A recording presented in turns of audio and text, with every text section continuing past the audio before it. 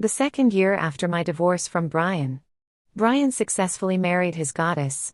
He texted me a warning not to ruin his wedding. Little did he know, I was already dead. The young man who took my phone scolded him. Brian looked gloomy and asked the man who he was to me. Chapter 1. The night before Brian's wedding.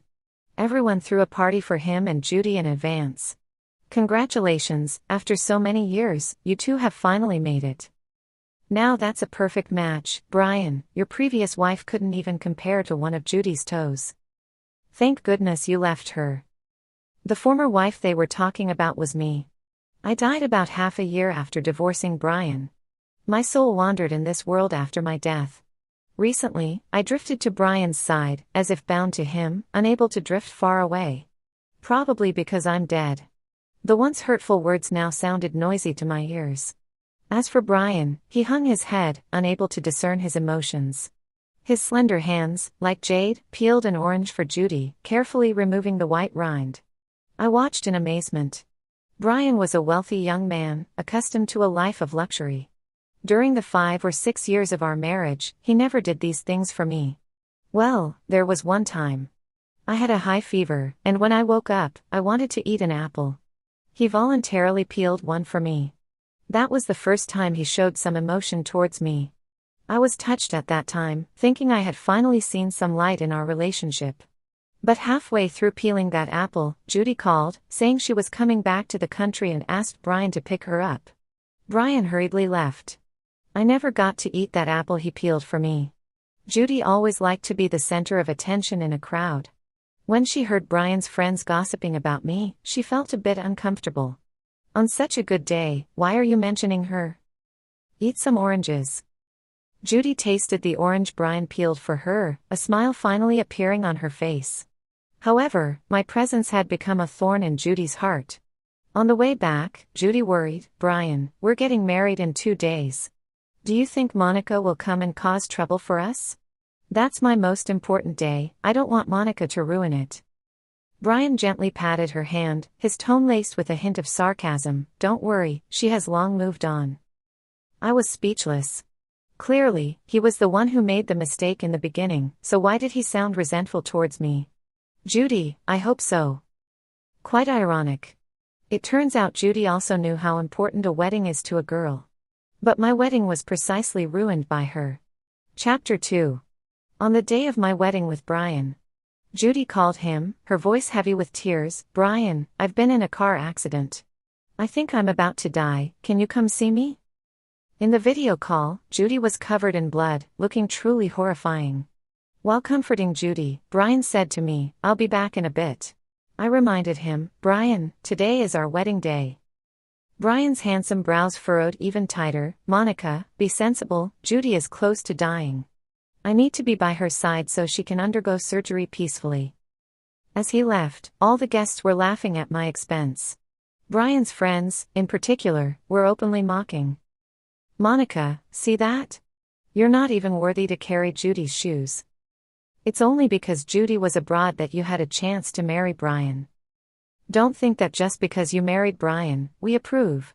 In our hearts, only Judy is Brian's wife. After the wedding, I received a text from an unknown number. I thought Brian loved you so much, but it seems not. Though there was no proof, I knew that text was from Judy. That was the first time I realized how powerful unrequited love could be.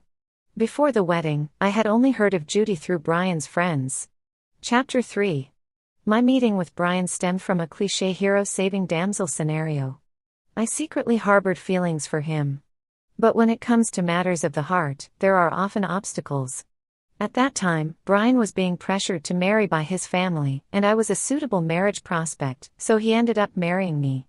Brian's brothers never really liked me. They insinuated that if Judy hadn't gone abroad, I wouldn't have had a chance to marry Brian at all. Judy had grown up with them and was their acknowledged Brian's wife. However, Brian assured me that it was all in the past, and that he only had me in his heart now. I thought everything had truly passed. The aftermath of the wedding was that Judy hadn't actually been in an accident. That day, Judy lost a dare while playing a game with friends, leading to that call. Due to this incident, Brian got very angry with Judy, and they lost contact. After some time, Judy was introduced by her family to a man of equal social standing whom she eventually married. My world returned to peace. Later on, Judy got divorced and returned to the country. With Judy's involvement, my marriage with Brian gradually came to an end. Unconsciously, I found myself following Brian and Judy to their new home. I felt awkward. I don't have a hobby of prying into other people's privacy. Chapter 4. In the middle of the night, the wedding planner was still up preparing for their wedding. I overheard some details about their wedding. Fresh flowers were air-shipped from overseas, transported by a private plane to ensure they were so fresh they still had morning dew on them. The wedding gown was custom-made by a high-end Italian designer a year in advance, embedded with 999 diamonds. When the bride puts it on, she is guaranteed to look stunning and captivating. Even the choice of wedding venue was meticulously planned. One detail after another, the wedding planner carefully confirmed with Brian. Watching Brian's serious face, I thought back to my own wedding, rushed and far from extravagant. Brian had never been involved in the specific details of a wedding before. The day before the wedding, he was still away on a business trip. I asked him for some opinions, and he just replied with "Whatever you like, it's all good." I thought he trusted me, but now I realize, he just didn't care. It turns out, love and lack of love are so evident. Chapter 5. The two of them went to sleep. Judy passionately kissed Brian. I closed my eyes and didn't look at what was happening. Unexpectedly, what I had anticipated didn't happen. Brian seemed to push Judy away. Judy's tone was resentful. "Brian, it's been a year, and you haven't touched me. Are you disgusted because I was previously married? Or is it because you still have Monica in your heart?" Brian sat up against the headboard lazily. A cigarette appeared in his hand, unlit. He just watched it burn slowly, his gaze lowered, lost in thought. In the hazy smoke, his features seemed particularly cold and stern. "Don't overthink it. You are precious to me. Before we get married, I won't just casually touch you." This reassurance made Judy ecstatic. She leaned against the broad chest of the man. "Brian, I'm still a bit worried. Monica might cause trouble at the wedding. Can't you talk to her? She always listens to you." Brian furrowed his brow slightly, a sign of his displeasure. Just when I thought he was going to refuse, he replied with a simple okay. His warm fingertips swiftly typed out a cold message on his phone. "Monica, don't show up at my wedding. You know, Judy doesn't want to see you. You usually listen well, can you manage this?" Judy leaned over. Did she reply? "I definitely won't reply. I've been dead for 2 years already." Unexpectedly, my phone rang, a call coming through. "Don't you dare text her," disturbing Monica's peace. It was the voice of a young man. Brian fell silent for a few seconds.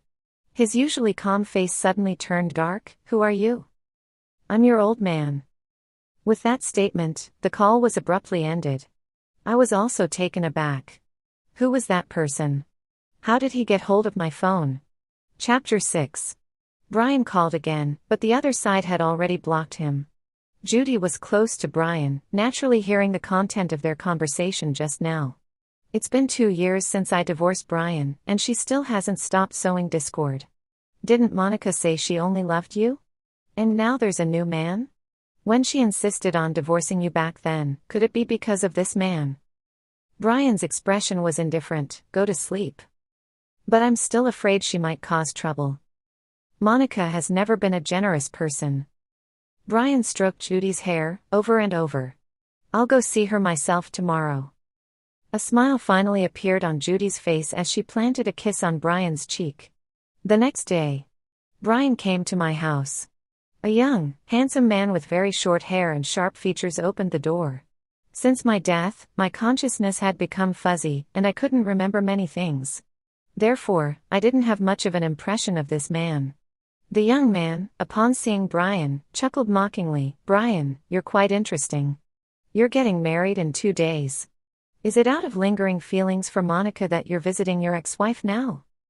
Brian didn't even glance at him, his face cold, as he pushed past and entered. It looked like he was here to catch someone in the act. At first sight, he noticed a photo of me and the young man on the shelf. He picked it up, his brow furrowing tighter. What's your relationship with Monica? Why are you in her house? Guess. The young man lazily leaned against the door frame, his tone ambiguous. Brian sneered, she really is a fraud. I understood why he said that.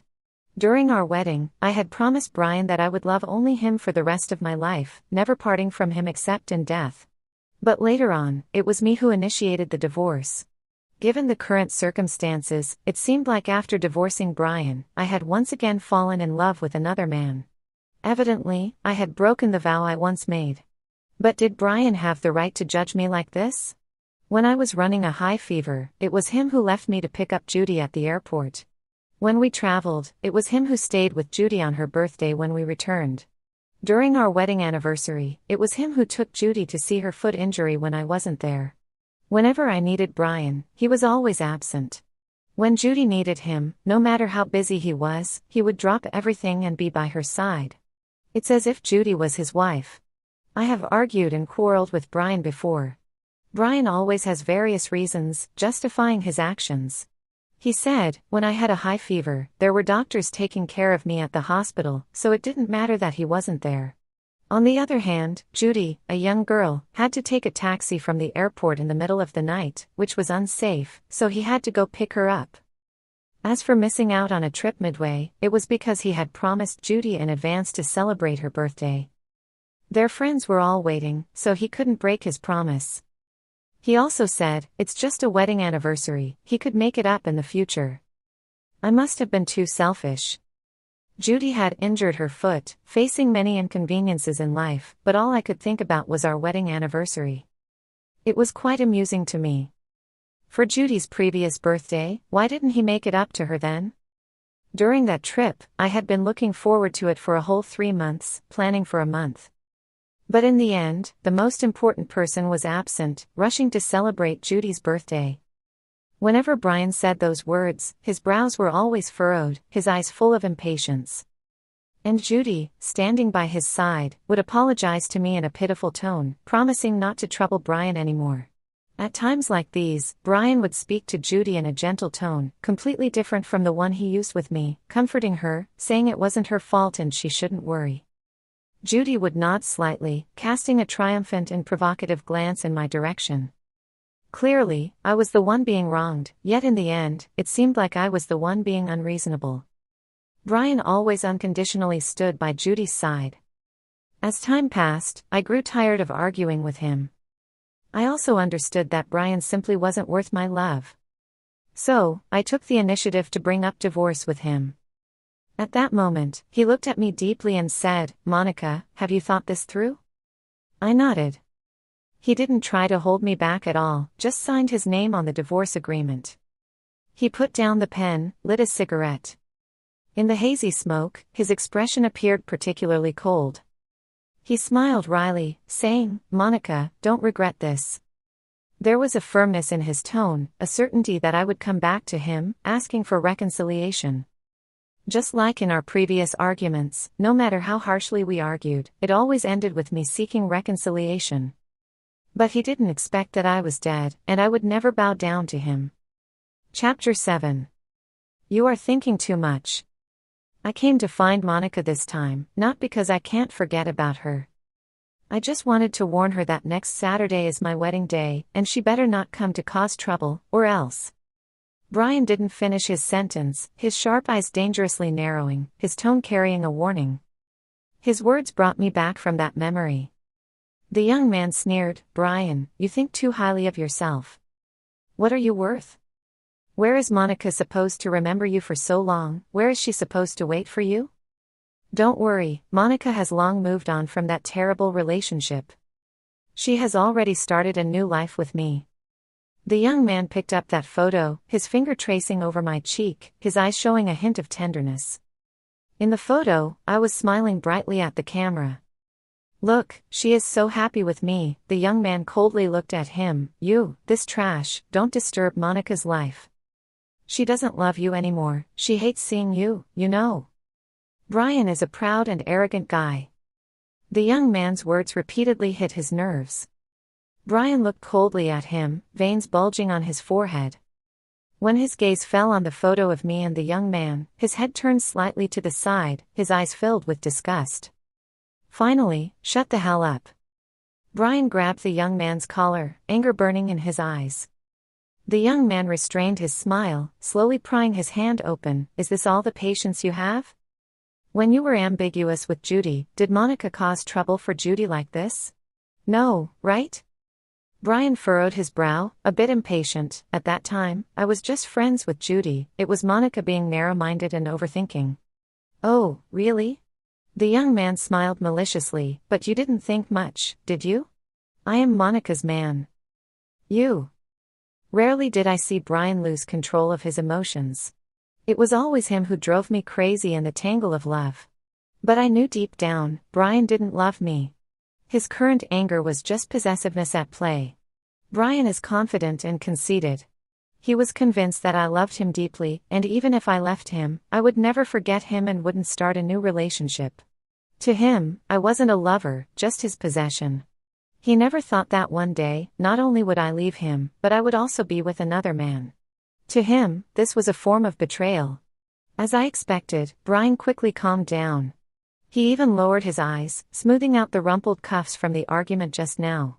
He returned to his calm and composed self. Monica has divorced me. Whoever she is with is her freedom, nothing to do with me. I didn't come here today to argue with you. If you can get Monica to come out and see me, as long as she promises not to attend my wedding, I won't have any further involvement with her. His tone was very calm. In his words, it was as if I were a completely unrelated stranger. The young man restrained his smile, his tone light. You won't see Monica, she's already dead. Chapter 8. Unexpectedly, upon hearing about my death, Brian actually laughed. You say she's dead? The young man raised an eyebrow, his gaze towards him filled with malice. Is that funny? Brian walked to the dining room, where a freshly stewed soup was placed on the table, steaming hot. You say she's dead, then who made this stew? She was very good at making soup. This soup clearly shows her touch. Are you trying to play me for a fool? Is that fun? Brian coldly stared at the bowl of soup. Not knowing what crossed his mind, his expression turned gloomy. After a while, he finally said, Monica loved cooking for me the most. For a while, she suddenly stopped cooking, saying she didn't like it. But now, she seems quite happy to cook soup for you. He scrutinized the young man, speaking slowly and deliberately. You two hooked up during that time, didn't you? There was malice in his gaze as he looked at the young man. As if the man and I were adulterers. I was furious and slapped Brian in the air. I loved Brian for a full 7 years, with no reservations. In the end, he doubted my fidelity during the marriage, accusing me of betrayal. It made my past efforts seem like a joke. How ridiculous. Clearly, the one who was ambiguous with others during the marriage was Brian. Not only did Brian not reflect on himself, but where did he get the right to doubt me and accuse me? Why didn't I cook for him? Didn't he realize it himself? I am someone who enjoys studying food, and I especially love seeing my loved ones eat the food I make, showing a satisfied and happy expression. Brian loved the food I made, casually complaining to me that the meals the secretary ordered for him at the company were not as delicious as mine. I kept this in mind. Every day, I would go to the market early, buy the freshest ingredients, cook 3 dishes and a soup, and deliver them to Brian at lunchtime. Suddenly one day, Brian wouldn't let me deliver food to the company anymore. He said that cooking every day was hard enough, and I should leave the food delivery to the driver. I thought he was being considerate of me. Until one day, the driver's child fell ill and he took a day off. I delivered food to Brian once again. When I entered the office, I found Judy inside as well. She took the food container from my hand with a smile. Monica, what delicious meal have you made for us this time? Wow, braised prawns, braised ribs, oyster sauce lettuce, spinach egg soup, all my favorites. Thank you for your hard work. On the other side, Brian was still dealing with documents. Judy skillfully set the table, picked up a paper ball and lightly threw it at Brian. Workaholic, it's time to eat. Rubbing his tired forehead, Brian looked at her with a hint of a smile. Right away. As soon as he saw me, the smile on his face immediately faded. "Monica, what brings you here?" My nails dug deeply into my palms as I calmly replied, "The driver at home is sick." "Oh, if there's nothing else, you can leave." The tone made it seem as if I was a maid who could be summoned and dismissed at will. After I left, I learned from the secretary. Judy worked nearby and had been eating with Brian during this time. I calculated the timeline. The period when Judy came to eat coincided with the time Brian had told me not to personally deliver food anymore. I was a complete fool. I thought Brian was being considerate by not letting me go to the office. In reality, he just didn't want me to disturb his secret meetings with Judy.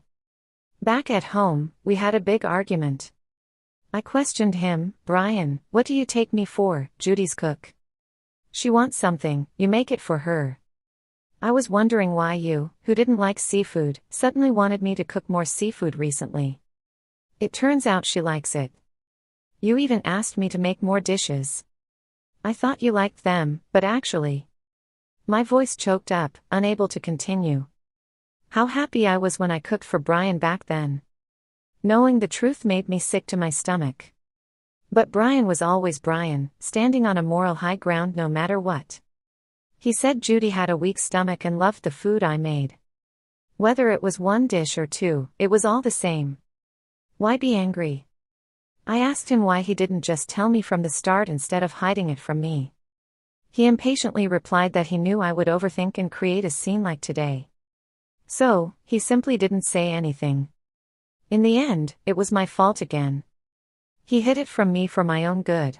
Thinking back on that marriage now just makes me tired. Apart from endless arguments, suspicions, and emotional abuse, it seems like I gained nothing. A sudden bang. This abrupt sound interrupted my thoughts. Without warning, the young man's fist landed on Brian's handsome face. His actions were really sudden. By the time Brian reacted and started to fight back, he had already taken several punches. Brian usually didn't slack off on his workouts. The two quickly got into a scuffle. For some reason, when I saw Brian getting hurt, I felt nothing, and even felt like applauding. But when I saw the young man getting hurt, my heart ached terribly.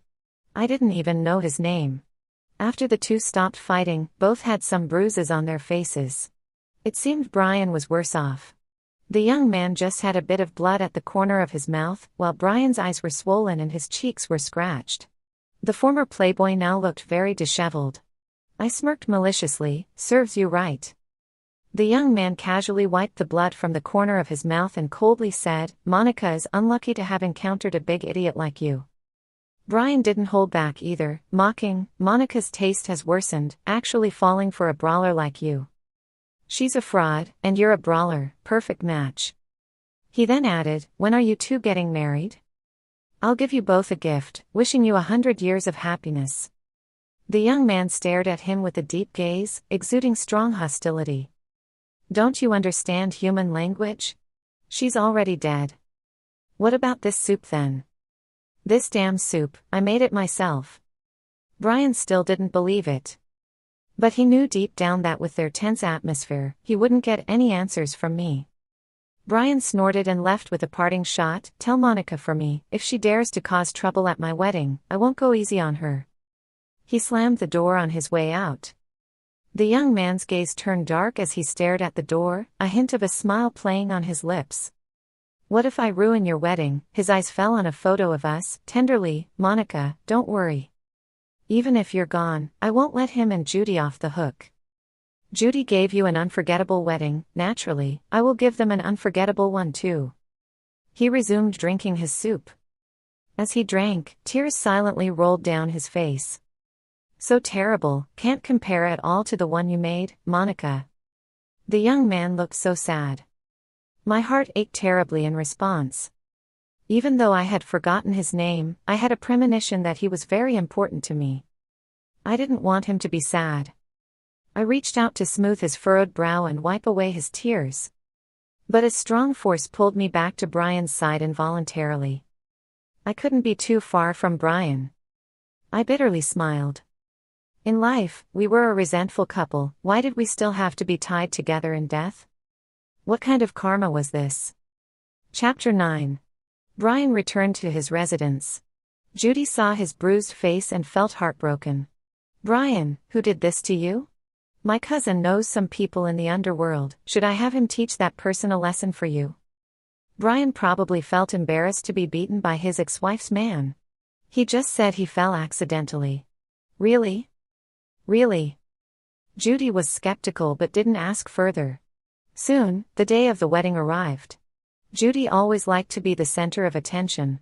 This time, her wedding was even grander, with elite guests from wealthy families in attendance. She even arranged for a live broadcast of her wedding. When netizens saw the dreamlike banquet hall, the beautiful imported flowers, and Judy's expensive wedding gown, they were extremely envious. They commented, "Is this a high society wedding? Thank you, Judy, for broadening my horizons. Perfect match in talent and appearance, they are truly made for each other. What kind of fairy tale love is this?" I floated above, bored, watching everything unfold. Until I saw someone familiar, the young man. Unlike the casual attire from that day, he was now wearing a tailored suit that accentuated his noble appearance. He looked good, and his background seemed decent. Throughout, people kept greeting him. He responded with a distant smile, lacking interest. From others, I learned his name, Richard. Richard chose a secluded spot, sat down, and looked indifferent. He seemed weary of it all. If he didn't like being there, why did he come to this wedding? As this thought crossed my mind, I suddenly remembered the words Richard murmured to our photo that day. "Judy gave you an unforgettable wedding, naturally, I will give them an unforgettable one too." What was he planning to do? Accompanied by the romantic music played by the live band, the groom and bride made their entrance. On the large screen at the center of the wedding stage, their journey together was displayed through various photos. The online live chat was filled with words like perfect match, made for each other, fairy tale love. At this moment, a strange smile appeared on Richard's face. It seemed like the spectacle he was anticipating was about to begin. Brian was also strange, he had married the woman he loved. But he didn't seem very happy. Although he was smiling, upon closer inspection, the smile didn't reach his eyes. His gaze kept shifting towards the entrance, as if waiting for someone to arrive. In that moment, I had a ridiculous thought. Could he be waiting for me to ruin his wedding? No, how could that be? I quickly pushed down this absurd thought. He was probably still worried that I might suddenly appear and ruin his and Judy's supposedly perfect wedding. I wished I could tell him not to worry about me ruining his wedding. I was already dead. Even if I were alive, I would have nothing to do with him anymore. When you love someone, you give your all. When you give up on someone, there's no turning back. On the stage, Brian asked Judy, "Judy, will you marry me?" Judy smiled sweetly, "I do." Brian then took out the ring and slowly put it on her finger. The next moment, the guests exclaimed in surprise. Judy thought they were envious of her having a huge diamond ring and smiled even more smugly. Until Judy's best friend reminded her, "Judy, look at the screen behind you." Judy subconsciously glanced at it and nearly fainted. She lost her previous composure and shouted loudly, turn it off now." On the big screen were photos of Judy with another man. The photos were quite explicit. Probably considering the guests, including many children, the scandalous photos were censored. For the convenience of the gossiping crowd, the photos even had dates marked on them. March 6th of this year? Wasn't Judy already engaged to Brian then? Oh my, Judy is cheating. Is Brian being cuckolded? Just like Judy, Brian and Judy's childhood friends were also shocked. They were the #1 fans of Brian and Judy together. Back then, when they saw how unhappy Brian was marrying me, they were sarcastic. Now, seeing Brian and Judy together, they were overjoyed. With Judy's scandalous photos out, it was like their favorite couple had collapsed. They looked grim. "Shut up, all of you, shut up. I won't allow you to speak ill of Judy. Judy is a good girl, there must be some misunderstanding in all of this." The arriving guests were all well-known figures, not used to being ignored.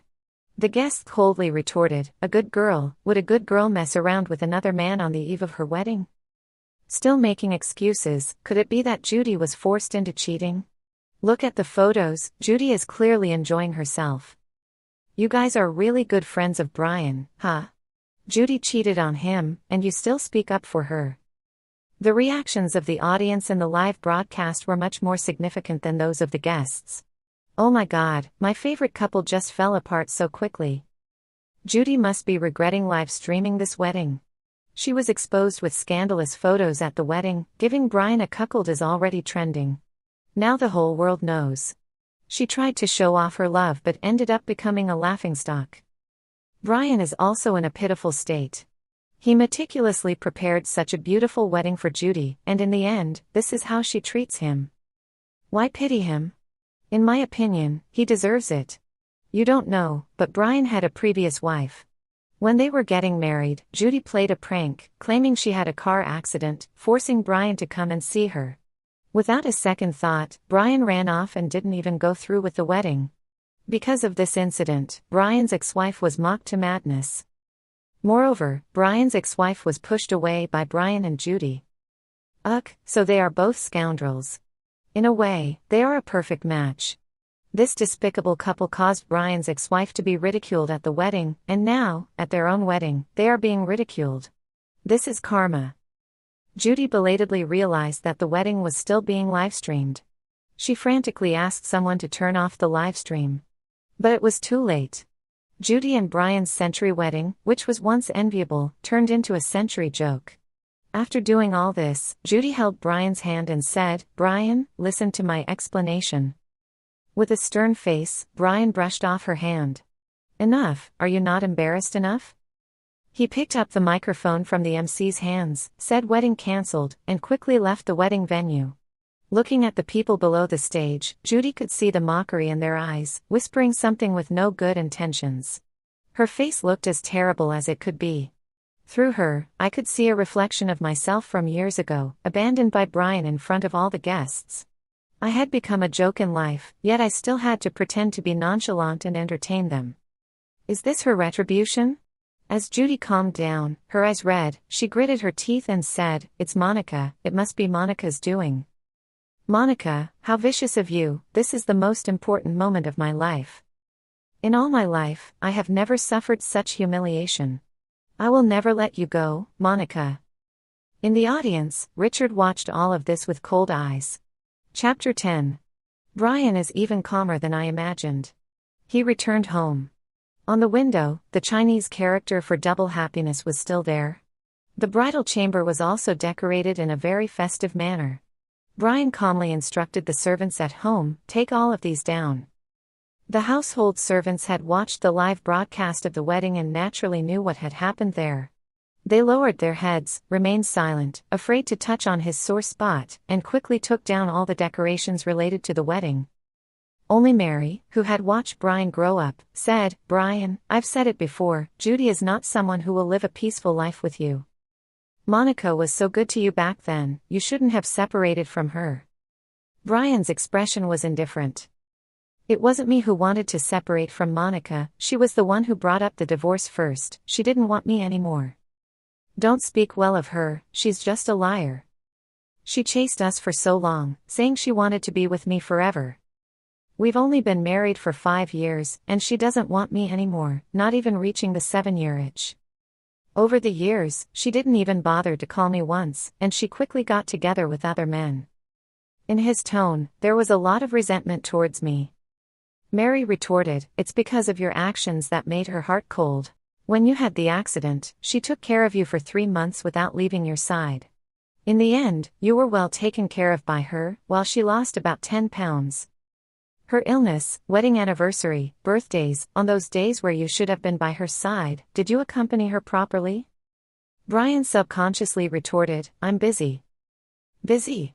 Busy being with Judy? Brian's voice was dry.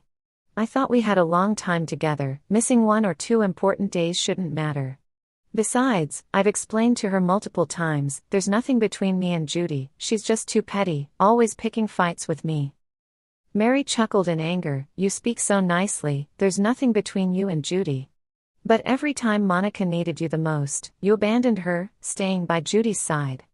Monica treated you like a husband, did you treat her like a wife?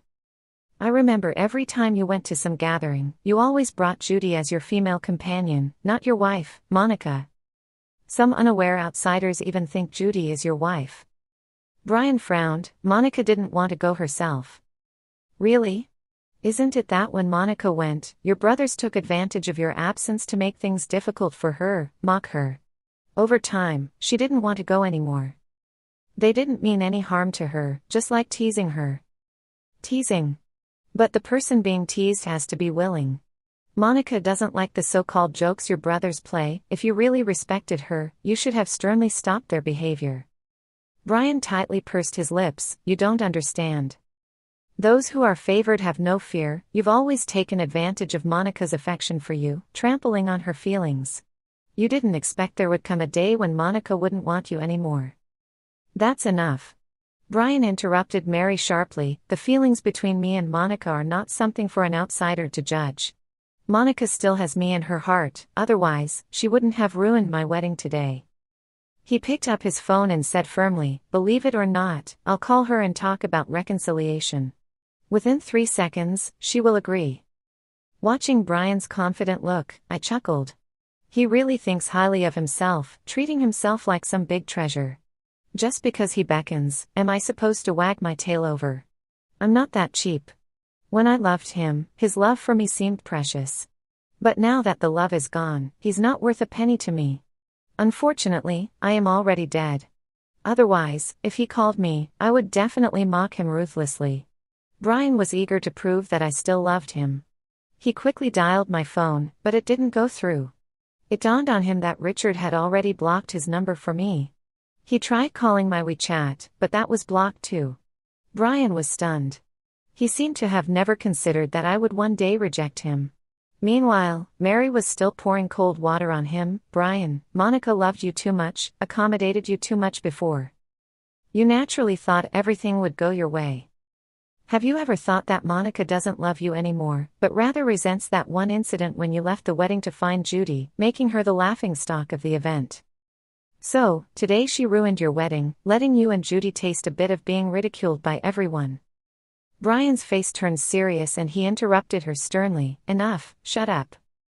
Just because you've worked in my house for a long time and I call you auntie, doesn't mean you're really my aunt. If you dare to say one more word, you better pack up and leave right away. At this moment, Brian was tightly gripping his phone, exuding a menacing aura. His appearance, at this moment, seemed angrier and more terrifying than when he found out Judy had cuckolded him. Mary sighed, shook her head, and left. Chapter 11. Brian locked himself in the room, probably wanting to calm down. Everything that happened today had completely overturned his understanding. Whether it was Judy's betrayal or my indifference towards him. But someone just had to disturb the peaceful facade he was trying so hard to maintain. Brian's brothers kept calling one after another. Ironically, none of his brothers were there to console him, they were all speaking up for Judy. Brian, we grew up with Judy since we were kids. We know her best. She's a good girl, someone must have framed her in this matter. Brian, you two have come a long way. You can't just give up on Judy because of this incident. Brian, Judy did hurt you in this matter. But this is her most difficult time, everyone is mocking her, making fun of her. As someone who loves Judy, you can't blame her anymore. What Judy needs most right now is your comfort. Don't evade, don't let your brothers look down on you. Be a man, stand up and protect her with authority.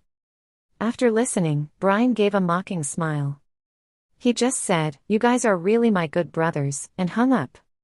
Brian took a sip of strong liquor and muttered to himself, facing brothers of nearly 20 years, and their hearts can be so biased. They will definitely be 1,000 times, 10,000 times more extreme when facing Monica. Monica, how did you endure it back then? How did I endure it? Of course, it was because I was blind back then and still loved Brian. I knew Brian and his gang were longtime brothers, didn't want to make things too embarrassing for them, making it difficult for Brian.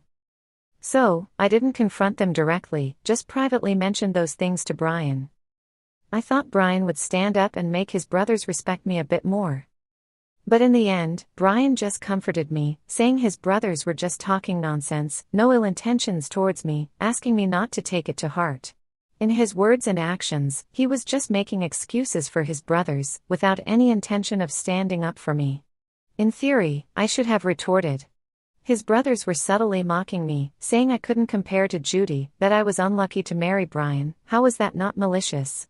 But I knew in my heart, once I retorted, Brian wouldn't stand by me. He would just say I was overthinking, too petty, couldn't even take a joke. As time went on, I stopped enjoying those gatherings. After a while, there was a knock on the door. Brian took a swig of cold beer and said, "Don't bother me." The knocking continued. He threw the beer can at the door, and white foam splattered everywhere. I said, "Don't bother me, are you deaf?" The other side of the door quickly fell silent. Brian opened another can of beer.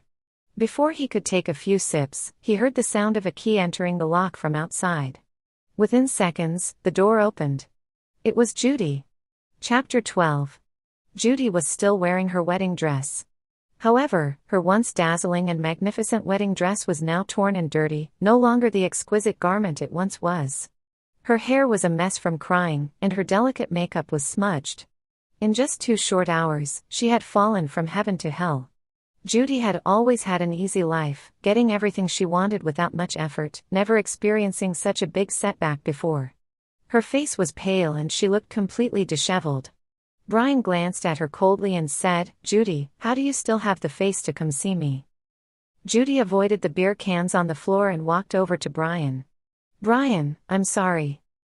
Judy silently shed tears, not making a sound, looking pitiful.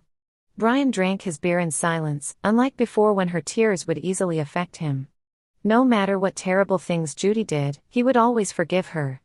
Seeing Brian's indifferent attitude, Judy was completely panicked, her face growing even paler.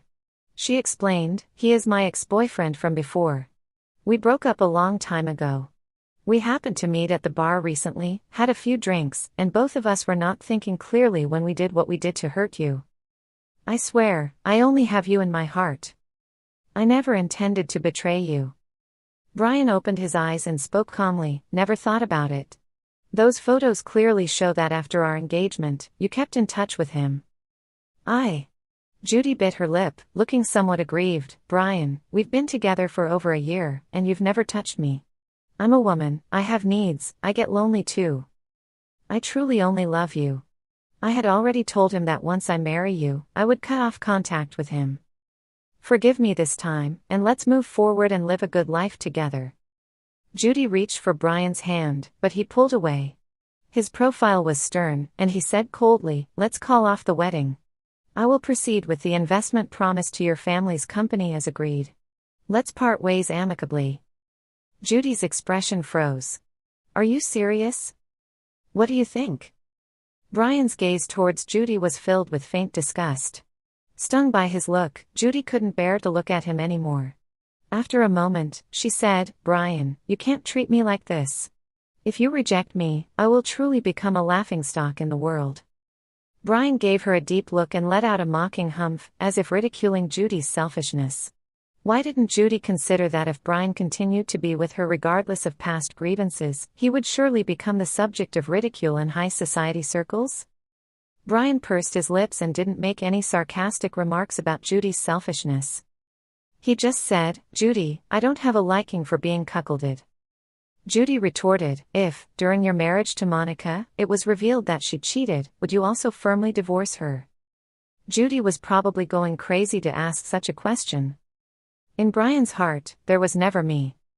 If I betrayed him, he might even be happy about it. That way, he could openly be with Monica. Monica would never betray me. Brian gave this answer. Judy laughed out, "Brian, don't think I don't know. Even though you divorced Monica, you've always been waiting for her to come back, waiting for her to make amends with you on her own. This is also why you never touched me. If you touch me, you and her will never be possible again. Even 2 days ago, you knew Monica was with another man. You're still waiting for her to come back, aren't you? Otherwise, you wouldn't have been glancing towards the door during the wedding vows. If you can forgive Monica, why can't you forgive me? Listening to Judy say these words, I just felt absurd. How could Brian possibly like me? Everything he did was always to hurt me. Even 2 days before his wedding, he was texting me provocatively. He told me not to ruin his wedding, which would upset Judy. His words were full of disgust towards me and protection for Judy. According to Judy, Brian sent me that text message intentionally to provoke me into rushing into marriage. What kind of twisted logic is this? Seeing that message, I just felt unlucky. I had already started a new life. Why was my ex still delusional, lingering around, thinking I couldn't forget about him? Surprisingly, Brian lowered his eyes without denying it. The hand holding the beer can tightened slightly. White foam mixed with alcohol spilled out, making his hand wet. Although I couldn't see his expression clearly, I knew that at this moment, he was very angry, extremely angry. Judy kept talking incessantly, continuously provoking him. Brian, can't you see reality clearly? Monica doesn't want you anymore. I'm not Monica, I will always be by your side. Brian, forget about this, Before Judy could finish her sentence, Brian grabbed her delicate neck. Brian's hand, wet with alcohol, cold and sticky, felt like a cold-blooded snake. Judy, have I not said that you can be very noisy sometimes? Judy stared at him in shock, never expecting that Brian, who had always pampered her, would treat her like this. Chapter 13. Finally, Judy stumbled away. Brian locked himself in the room for 3 days. He drank a lot of alcohol, his beard unkempt, emitting a strong smell, no longer the dignified appearance he had before. On the 4th day, he unusually woke up early. He took a shower, shaved off the emerging stubble, and put on an expensive custom-made suit. It seemed like he had figured some things out, his mood becoming much better. After a hearty breakfast, Brian left the house. Passing by a flower shop, he even bought a large bouquet of roses, glaringly red. Then, Brian arrived at the house where I used to live. Brian politely knocked on the door, and Richard, as usual, opened it. Isn't this the cuckolded Brian? Richard taunted, his gaze sweeping over the red roses in Brian's hand. Are you reminiscing about your ex-wife again, wanting to reconcile with her? Brian remained calm, not provoked by his words. He asked, Is Monica home? Richard replied, Monica is dead. The sky darkened, thunder rumbling. A heavy rain was about to fall at any moment. Similar to his previous reactions. Once again hearing about my death, Brian chuckled. Do you think I'm a fool? I won't believe your nonsense. If she's dead, what about the drama at my wedding yesterday? Brian said, She still has me in her heart, otherwise she wouldn't have ruined my wedding, preventing me from marrying Judy. He asserted again, You're not Monica's boyfriend, you're here to deliberately provoke me at her behest. Upon hearing Brian's confident statement, Richard also laughed. Brian didn't know why Richard was laughing, but that laughter made him very uncomfortable. He gave him a displeased look and continued, I want to see Monica. You can't see Monica. His words angered Brian. With disdain in his tone, he said, Who do you think you are? Monica got you to pretend to be her partner to provoke me. You think you've really become her boyfriend and can influence her decisions. Monica is really dead, it's been nearly 2 years. I was the one who ruined your wedding, not her. Richard's voice carried a chilling tone. What are you saying? Brian froze, his expression stiff. Richard's voice was icy, I'm saying, Monica is dead, she's been dead for almost 2 years. Thunder rumbled. The heavy rain poured down. The hallway windows were left open.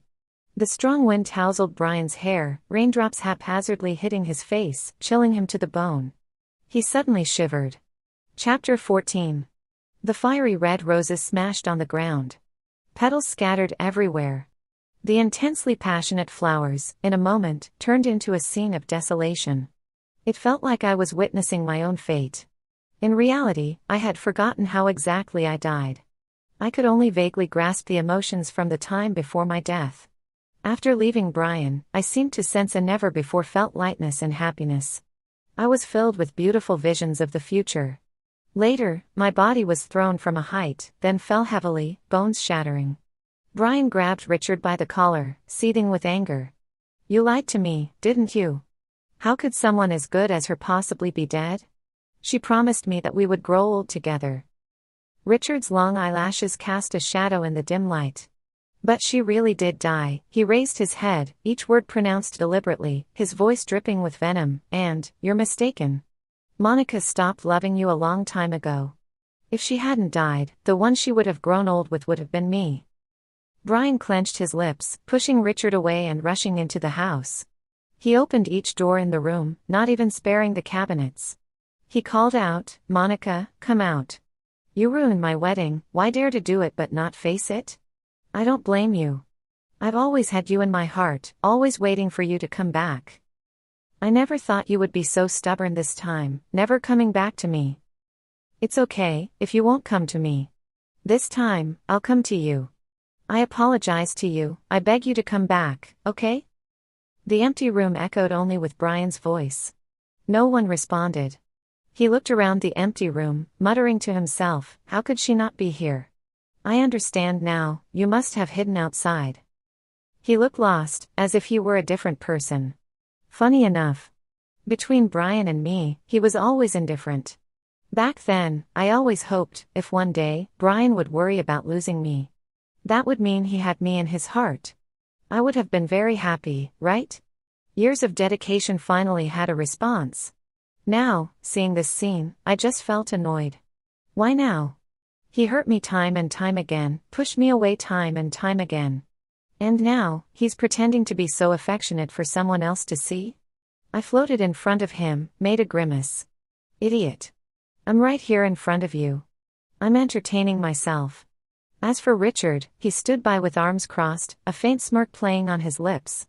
Like me, he displayed a mocking expression. Brian rushed up to Richard, tell me honestly, where did Monica go? I trusted your nonsense. Monica was young, healthy, how could she possibly be dead?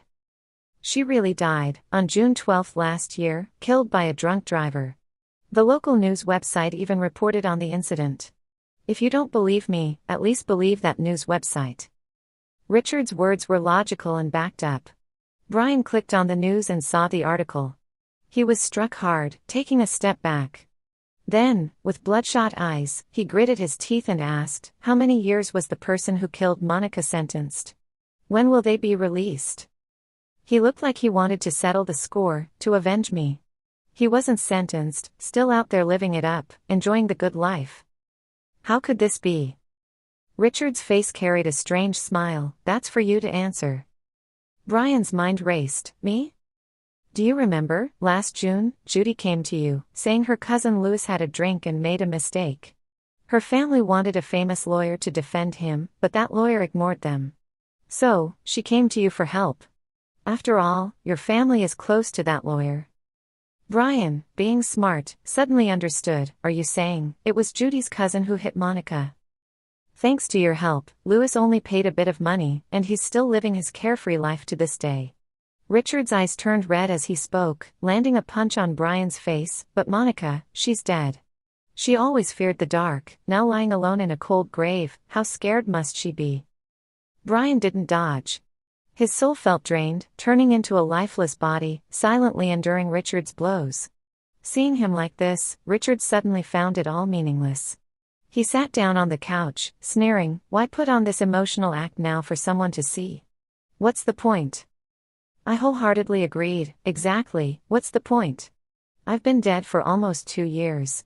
During these 2 years, his business flourished, and his love life thrived.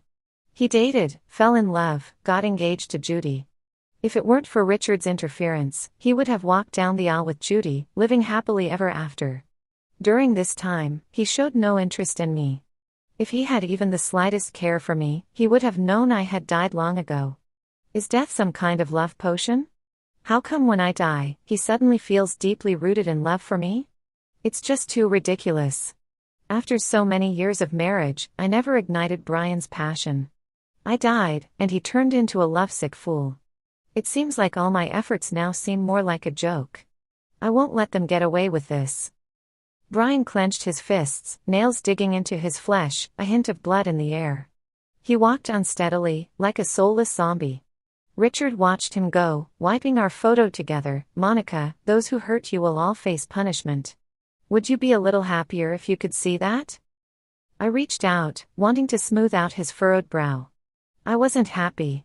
Not at all.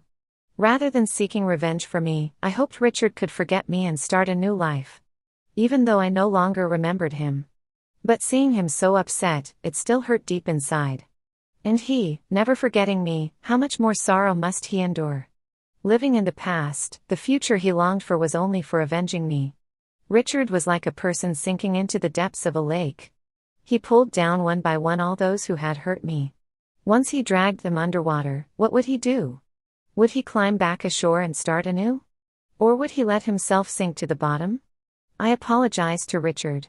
He had done so much for me, yet I couldn't remember the significant role he played in my life. I opened my arms, wanting to embrace him. But before my hands touched his shoulder, a sudden force pulled me back, and I found myself back by Brian's side. I witnessed firsthand his process of seeking revenge for me. Chapter 15.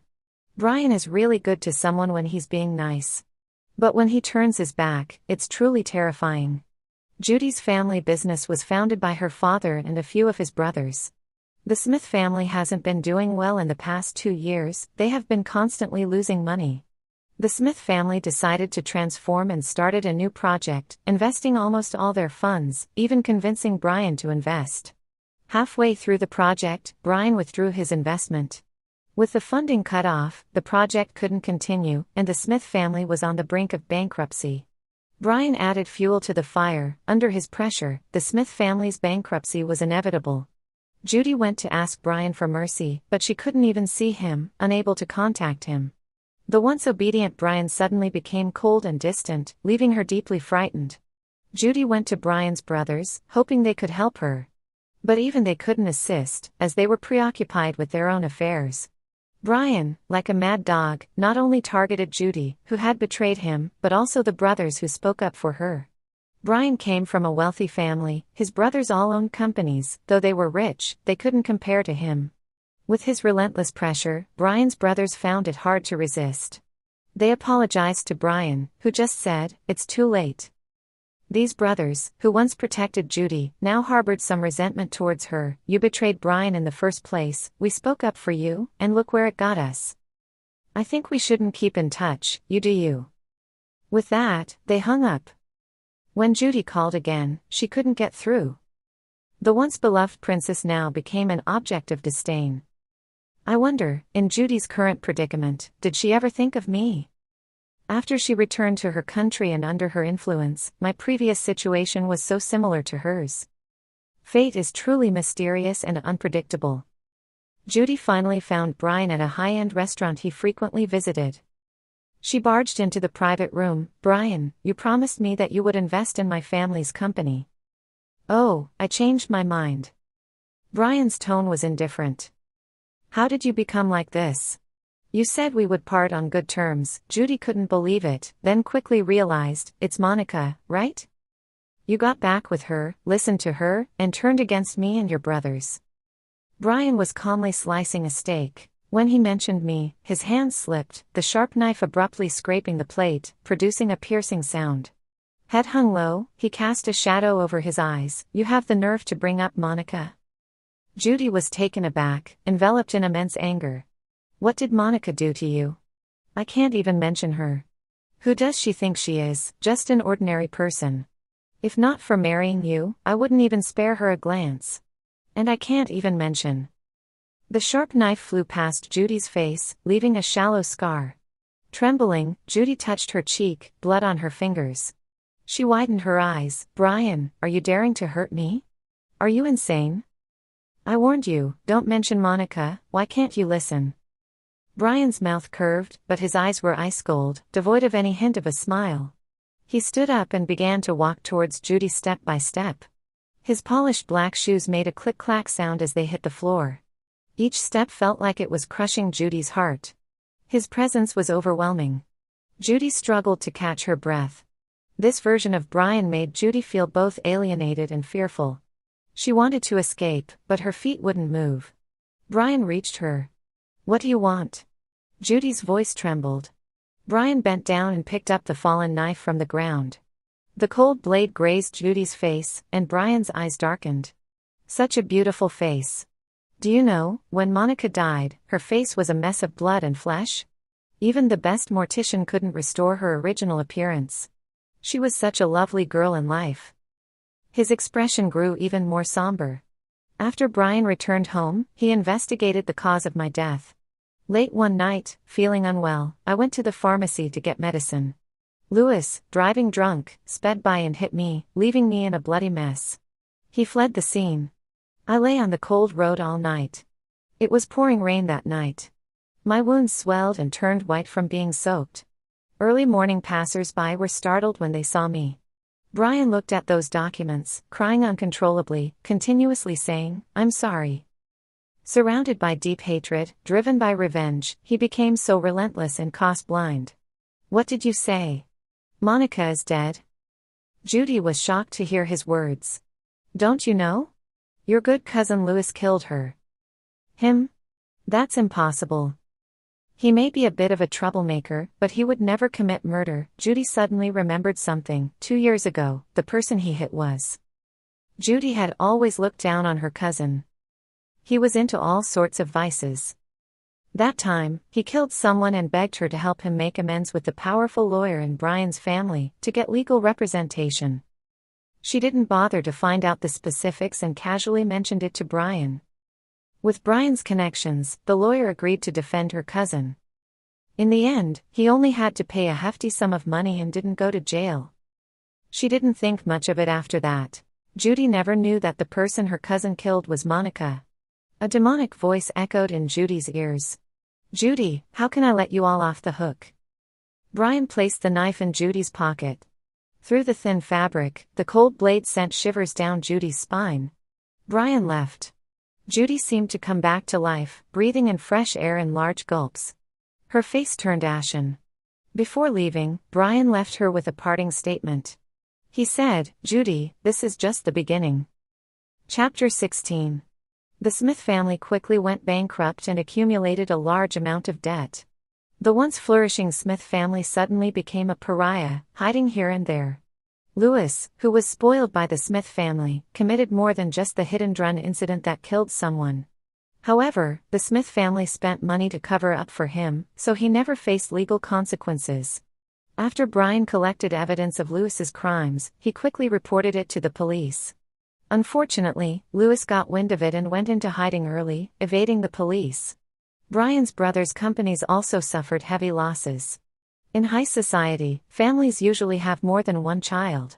To make Brian back off, the parents of his brothers expressed to him that they wouldn't allow Brian's former brothers to inherit the companies.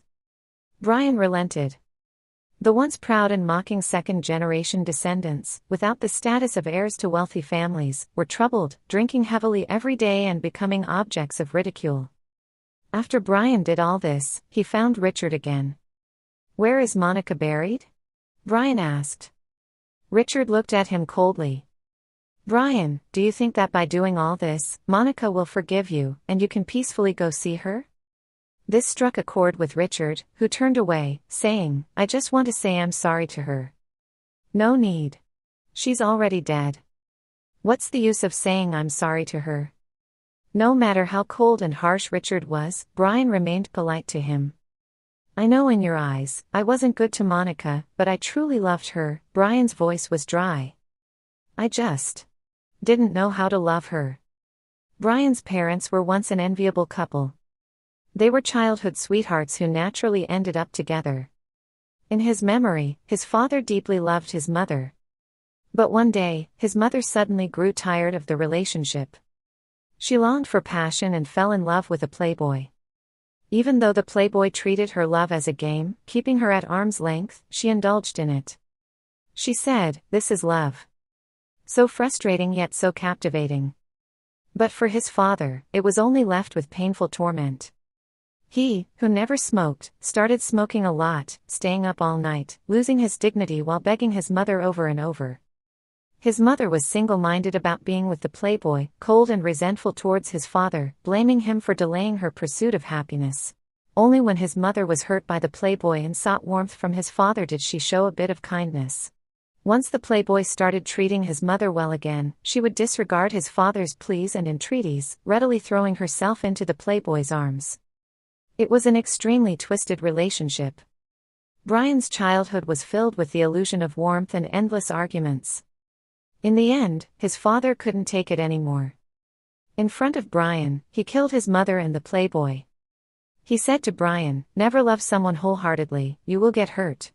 The one who is favored will recklessly squander your love, never cherish it. If you want to be with that person forever, you must love cautiously." Then, in front of him, his father jumped off the building. The once kind father's face twisted into a grotesque expression, brains spilled on the floor, limbs contorted strangely. His father's words were like a curse, haunting him. Brian, now orphaned, felt incredibly lonely, yearning for friends. He treated his friends exceptionally well, giving them whatever they wanted. One day, while eavesdropping in the bathroom, he overheard his friends talking. "Brian is so annoying, always following us like a shadow. Let's not tell him we're going to the amusement park tomorrow." "Okay." Brian was stunned. Just in the previous gym class, when they accepted the drinks he bought, they laughed and said, "Brian is our good friend, we'll always play together." Brian's attitude towards them turned cold, no longer putting in effort. Those friends who had initially planned to alienate him now actively sought his company, showing warmth. Occasionally fulfilling their wishes, they would be extremely grateful. They would put their arms around his shoulders again, saying, "Brian, you're our good friend, we'll always play together." Unlike before, where he was so good to them, now when they asked for something, he would agree, but their gratitude seemed insincere. At that time, Brian thought to himself, "Father, your words were indeed right." This kind of situation happened more than once. Brian was truly too lonely. He would brave any weather to feed the stray cat lingering near his doorstep. He felt that the cat, just like him, was pitiful, abandoned by the world, unloved. The cat would run away as soon as it saw him. Only when he was far away, would it eat the food he left. Once, he managed to get close to it, but as soon as he touched its soft fur, it scratched him. Brian got angry and ignored the cat for days. One day, he heard a noise at the window sill. He opened the window to see the stray cat standing there, a dead mouse under its paw. It meowed at him and affectionately rubbed against his hand, as if seeking affection and approval. Then, it used its paw pad to pat the dead mouse, indicating it was a gift of apology. He watched this scene expressionlessly, thinking, "Father, you were right again. Love cautiously to get what you want." Richard tugged at the corner of his mouth. "So you mean, you deliberately left Monica when she needed you the most?" Brian replied, "The more tender the moment, the more fearful I become. My father and mother used to be so close. But then, my mother grew tired, she insisted on leaving my father, turning to the embrace of another man. Sometimes, Brian would hug me to sleep. Occasionally in the middle of the night, Brian would dream of his father's twisted and terrifying face, grinning maliciously, saying, 'Brian, never forget my words. Never love someone wholeheartedly, you will get hurt. If you truly want to have her for a long time, you must go around the sun. You can't get close to her, you must make her forever chase after you.'" Midnight awakening. Brian would stare at me sleeping beside him for a long time.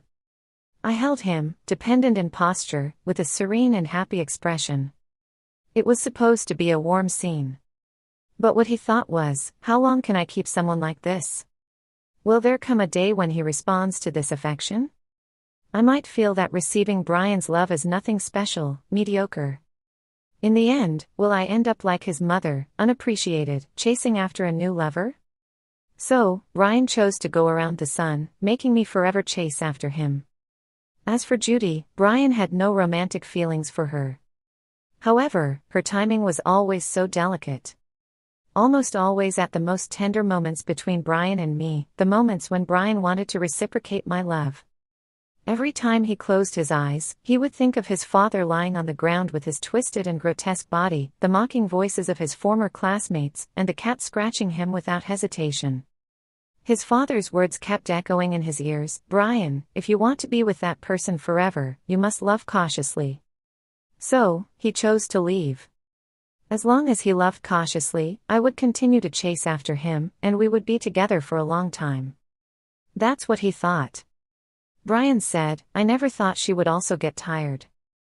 I never thought that Brian actually loved me. It was too absurd. Out of fear of losing me, he chose to push me away time and time again, making me always chase after him. Why doesn't Brian think about how I fell in love with him in the first place? It was when I fell into the water and he saved me. I loved the warmth he once gave me, not his cold words. In the end, he was still too selfish. To keep me, he turned a blind eye to my pain. Upon hearing these words, Richard laughed out loud. "You're such an idiot. What kind of son are you? You're an iceberg, the closer you get, the deeper the hurt." Richard's expression turned cold. "If it weren't for Monica loving you, an ordinary person wouldn't have lasted this long. This also means that you've hurt her for 6 or 7 years. Brian, you really are an idiot." Richard scolded Brian, kicking him out of the house. Brian still didn't receive any news from me, so he had to send his subordinates to investigate. Chapter 17. Brian couldn't find where my grave was, but he accidentally learned about the entire process of Richard and my love affair. Richard had a little-known blog, casually recording his life. Later, as I entered his life, my figure appeared more and more in the blog. Looking at those blogs, my lost memories slowly started to come back. Encountering some bad people, also encountered a bad good person. That was the first time I met Richard. 6 years ago, I traveled with Brian. He received a call from Judy, left, and let me have a good time by myself. Feeling upset, I walked to the entrance of a bar. I saw a few men throwing a young man out of the bar. The young man had a bruised face, covered in injuries. "If you dare to cause trouble again, I'll beat you to death," the man threatened with a raised fist. The young man got up from the ground. "I've been working here for a month, you must give me the wages I deserve." The man laughed. "I see you haven't had enough beating yet." The young man, with a determined look, rushed back into the bar, determined to get the wages owed to him. The men stopped him and started beating him up again. The young man naturally fought back, but he was no match for them. Many passers-by gathered around, some even took out their phones to record, but no one stepped in to help. Once again, the young man was thrown out of the door. He got up, trying to go after his money once more. I stopped him. "Don't go, you won't get anything except another beating." The young man just looked at me coldly, showing contempt. As if saying, what I said sounded good, all for his own good. But still, he couldn't get his money back. "They owe you how much? I'll give it to you." The rebellious young man was stunned. Then, his voice became somewhat stiff. "That's the money they owe me, it has nothing to do with you." I could tell, this was a young man with a strong sense of pride, but he was also in need of money. I said, "I happen to need a companion. This money is for hiring you as a companion." Only then did the young man accept my money. Before leaving, he said to me, "Richard, that's my name. Overly nice people are really easy to deceive. I was robbed as soon as I arrived in this city, broke, worked for a month, and even got scammed. How would I know what's fun here? I found all the guides online." She actually praised my companionship work as outstanding. "When I just wanted to freeload, I haven't had a good meal since coming to this city. Overly nice people are really kind. She looks good when she smiles, with a small dimple on her cheek." Seeing overly nice people feeling bad, I also feel bad. What else is there to have fun in this city? I want her to be happy every day. She finally became happy. My late-night research wasn't in vain. I asked several locals about interesting and fun places here. I chuckled. Originally, Richard insisted on being my companion. Was his initial intention just to freeload off me? At that time, I casually made up an excuse for Richard to accept my money, so he wouldn't be fixated on chasing after his wages and getting beaten up. Unexpectedly, the next day when I left the hotel, he was waiting for me at the door. Richard was wearing a clean white t-shirt, his face cleaned of bloodstains, revealing a handsome face. Between his brows, he still had that untamed look, like a young wolf. I was surprised. "How did you end up here?" "I'm your companion. If you go out to have fun, then naturally I have to go with you." The young man knew what I was going to ask. "Most people who go to that bar stay at this nearby hotel." I said, "No need," and Richard's face darkened. He asked me if I had never even thought about having him as a companion, and that the money from yesterday was just my pity for him. I could see that Richard had a strong sense of pride. Afraid to admit it, he returned the money to me and went back to the bar to fight for his wages, denying it. And so, he became my companion. Back then, I thought Richard was very methodical. He asked me if I preferred eating or seeing the sights while traveling, saying he had prepared several plans overnight. It turns out, all those guides were things he found online. With Brian gone, I had no interest in doing anything, so I let Richard take care of things. So, Richard took me to many places. Every outing felt like opening a blind box to me.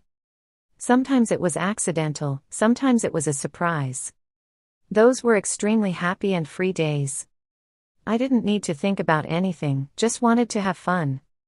Young people love to play, and they know how to play. I tried things I never dared to before. Like bungee jumping. Falling down, yet feeling free in my soul.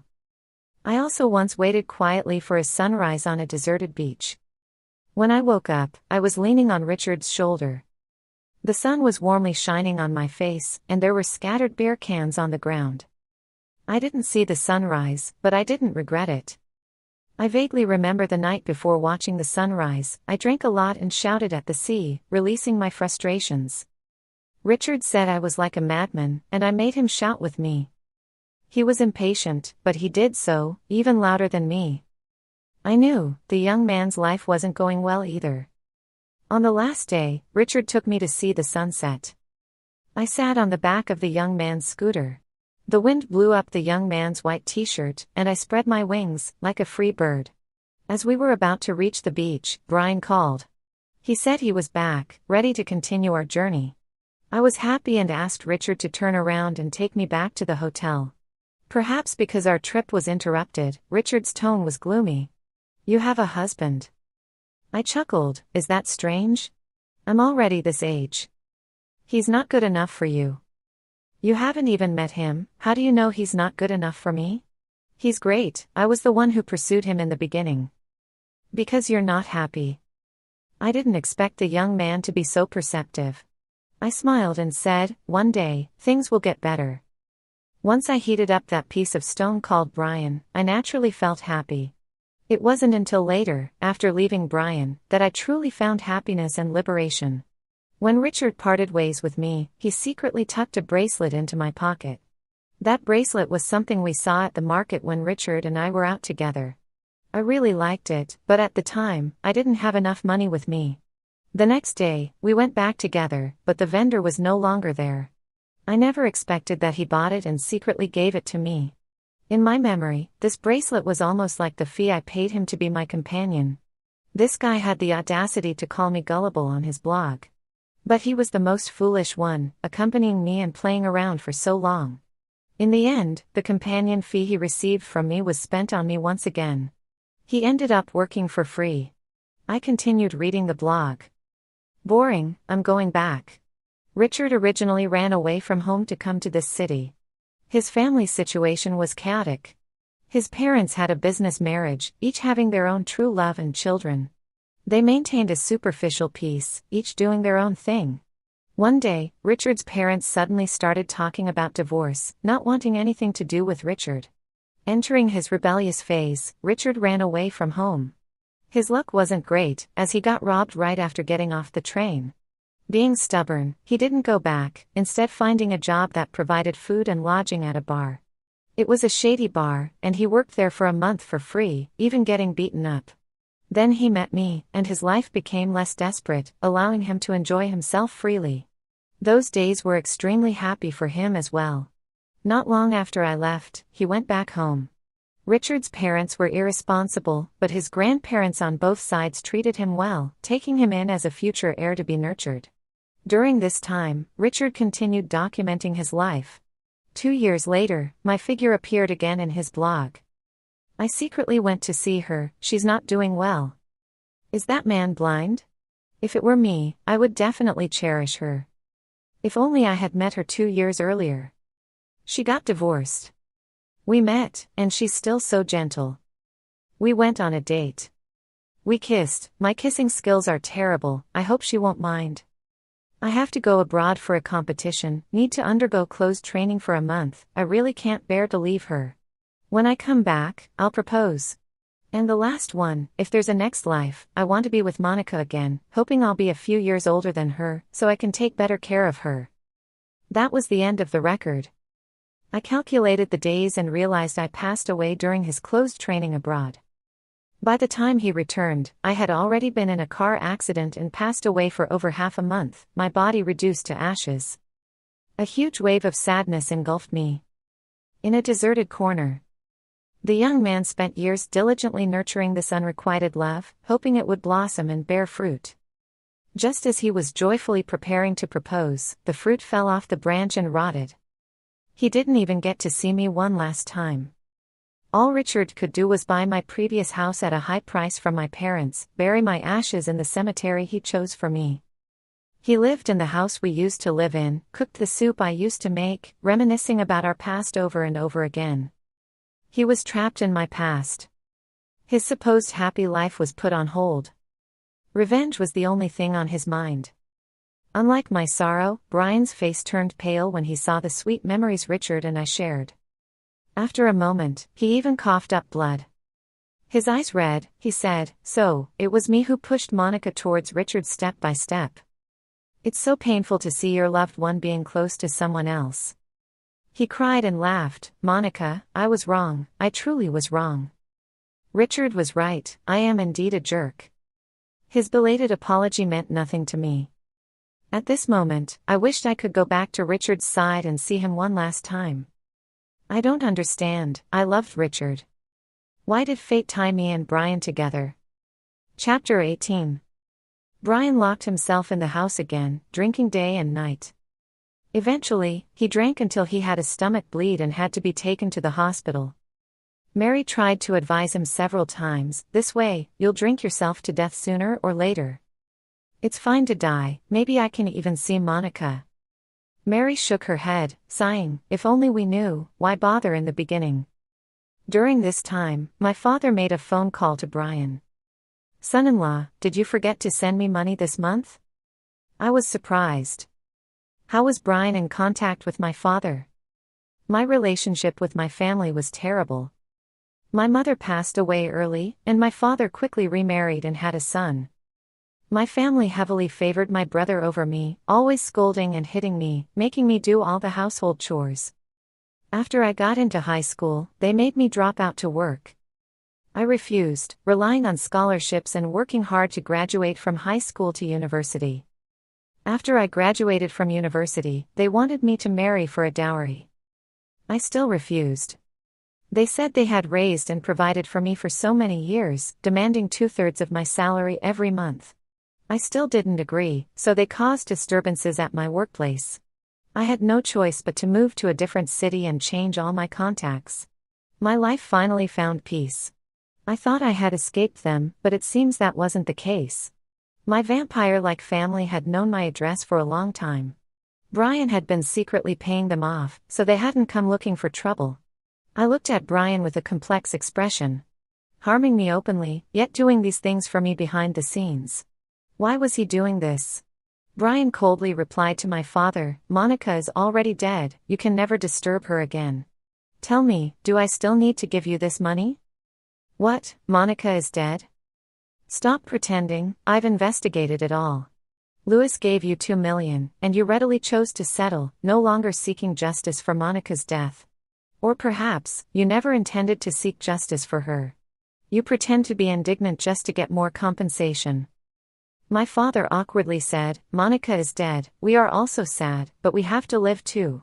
We raised her for so many years, it was hard work, so some compensation is deserved." Brian sneered, "Raised her for so many years?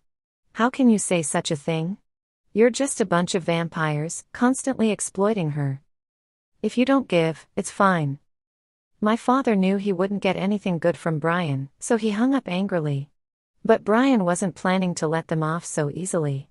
He was ruthless in business, and dealing with my scumbag family was a walk in the park for him. He composed himself, had a bowl of porridge, and instructed his men to do a few things. In just a few days, my scumbag father's family called and questioned, "Is it your fault? All our money was swindled, and we're left with a pile of debts. Brian's voice was cold. If you were swindled, go find the police, why come to me? We were swindled under the guise of investment. The police said that investments always carry risks, they don't care at all. You had already calculated this, right? Why are you so ruthless? Do you know, we don't even have a house now. Brian impatiently cut him off. This is what you deserve. Over these years, how much money have you taken from me? After Monica's death, you sold her house and received a hefty compensation. But how did you treat her? You didn't even want to buy a proper grave for her, burying her on a small hill where anyone could step on her. Later, Richard found out. He buried me elsewhere, and for that, my family extorted a large sum of money from him. On the other end, while my scumbag father wanted to say something, Brian had already hung up the phone. With no target for revenge, Brian started drinking excessively day and night again. He visibly became thinner, with bloodshot eyes, looking like a skeleton, about to collapse in the wind. Seeing him like this, Mary wanted to cry. Are you trying to kill yourself? If Monica were still alive, she definitely wouldn't want to see you like this. Monica is already dead. Brian took a sip of alcohol, bitterly smiling. Even if she were alive, she wouldn't want me anymore. She has another man now. Days passed by, and Brian grew thinner each day. One night, Brian went out to buy alcohol. Suddenly, a man sprang out from the bushes, holding him hostage, with Judy by his side. The man had a long scar on his face, none other than the fugitive Louis. Tired of hiding and Judy tired of poverty, the two planned to kidnap Brian in exchange for a hefty ransom. They never expected that Brian didn't want to live at all. When Brian saw the person who caused my death, he was even more furious. He fought with Louis, even when Louis pointed the knife at his chest. Later, security guards rushed over upon hearing the commotion and caught Louis and Judy. It rained heavily that day, just like the day I died. Brian lay in a pool of blood, with a relieved smile on his face. Everyone thought Brian wouldn't survive, even Brian himself believed so. But he did survive, albeit with a weaker body, coughing after just a few steps. When he opened his eyes in the hospital room, he looked pained. Seemingly wondering, why was he still alive? He developed a strong misanthropic tendency. Under Brian's influence, Louis and Judy would spend the rest of their lives in prison. Mary felt that Brian had been through a lot of hardships recently. She specially got Brian an amulet for protection. As soon as the amulet was placed on Brian, I felt a strong repulsion. It probably saw me as a malevolent spirit and actively dispersed me. Well, I am a ghost after all. Although I didn't harm anyone, I was still a malevolent spirit. Thanks to this amulet, I was finally free. I glanced at Brian sitting by the window without looking back, and went to my former home. Chapter 19. I finally saw Richard, my lover. I embraced him, but my body passed through him. I was so happy that I forgot I was already dead, unable to touch my beloved. Feeling a bit depressed, I floated towards him. My gaze slowly swept across his face, delicately outlining his features. The man's face, devoid of its former carefreeness and joy, was now replaced by an enduring melancholy. He was supposed to be an eagle soaring in the sky, but I had locked him in this square room, never to escape. Richard was still wiping our photo together. All those who hurt you have been punished. Are you happy? He murmured. If you are happy, can you please send me a dream? He continued, I haven't dreamt of you in a long time. Aren't you afraid I'll forget you? My eyes welled up. Forget me, forget about me, so you can start a new life. Unfortunately, Richard couldn't hear me.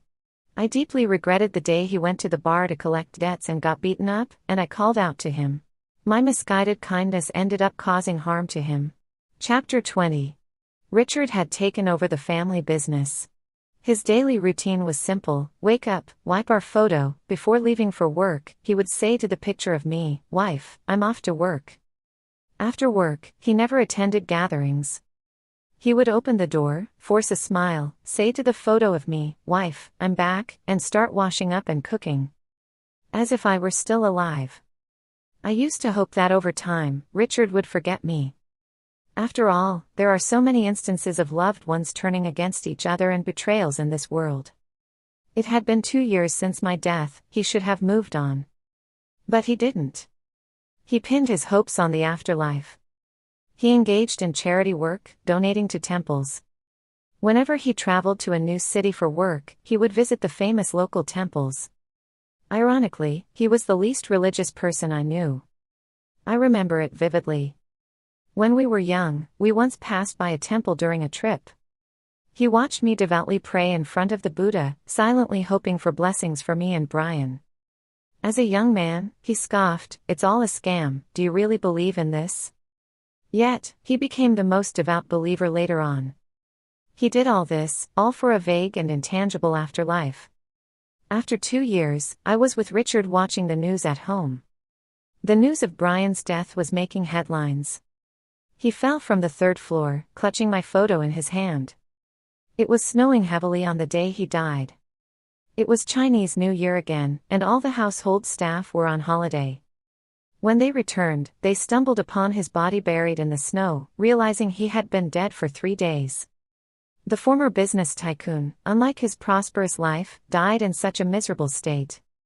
Reporters claimed he fell from the 3rd floor due to drunkenness. But Richard and I both knew he had committed suicide.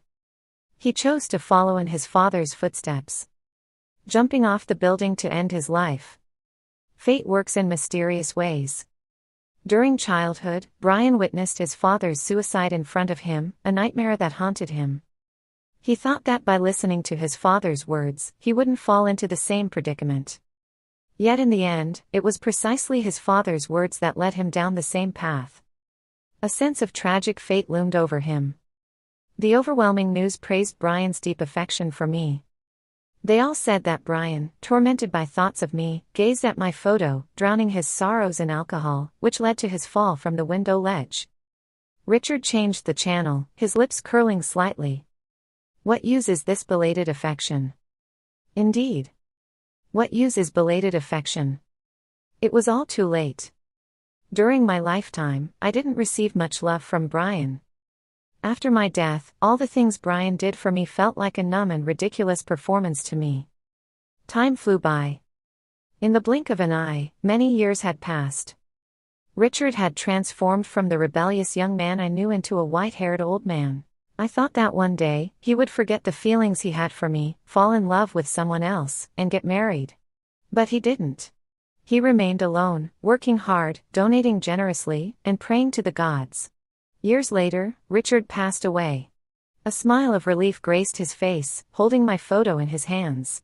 He seemed convinced that his good deeds would be heard by the heavens, and in the next life, we would surely meet again. I stood by his body.